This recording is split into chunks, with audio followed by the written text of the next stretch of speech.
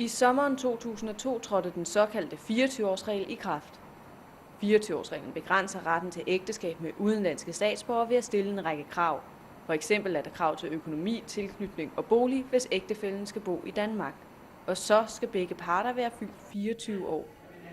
Når vi vedtog 24-årsreglen i sin tid, så var det fordi vi kunne se, at der var mange arrangerede tvangsægteskaber, der blev lavet netop med meget unge piger, der havde svært ved at sige fra. Sådan at de ikke kunne sige til deres forældre, det vil vi altså ikke ind i.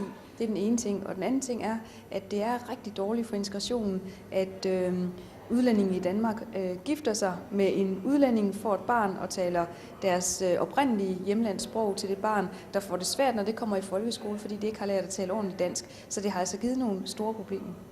Danmark har den højeste aldersgrænse for ægtefællesammenførsel i EU, og det har givet opmærksomhed. Mindst den hollandske integrationsminister Rita Verdonk har kaldt Danmark et foregangsland, er Europarådets menneskerettighedskommissær Alvaro Robles bekymret over udviklingen. Der er sket et mærkbart skifte i den måde udlændingen og etniske minoriteter behandles på i Danmark, skrev han i en kritisk rapport om Danmarks 24-årsregel.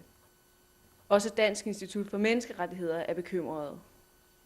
De undersøgelser, vi har, der er lavet af SFI, de viser, at de forskellige minoritetsgrupper, så er der i den pakistanske gruppe 4%, der siger, at de har oplevet tvangsægteskaber. Der er stort set ikke nogen af de andre etniske minoritetsgrupper. Så man kan sige, at det er altså et meget, meget lille antal, som føler sig udsat for tvangsægteskab. Og det søger vi så at bekæmpe ved at lave en regel, som gælder alle. Vi har ikke set nogen undersøgelser på, om det faktisk er integrationsfremmende, at man har en 24-årsregel og tilknytningskrav.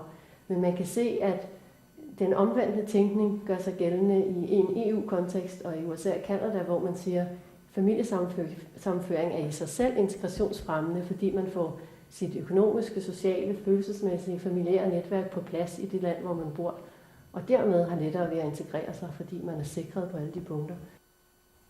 På trods af denne kritik fastholder regeringen, at loven er en succes. Jamen, jeg har talt med unge piger ude på en handelsskole, der sagde, at de var rigtig glade for den her lov, fordi nu kunne de tage loven i hånden, og så kunne de gå hjem til deres far og mor og sige, altså det der med, at vi skal giftes, det går bare ikke, fordi vi kan ikke blive det, før vi er over 24 år. Og så har de med loven i hånden kunne undgå at komme ind i et arrangeret ægteskab. Fra 2001 til 2003 faldt antallet af familiesammenførte ægtefæller med ca. 60%.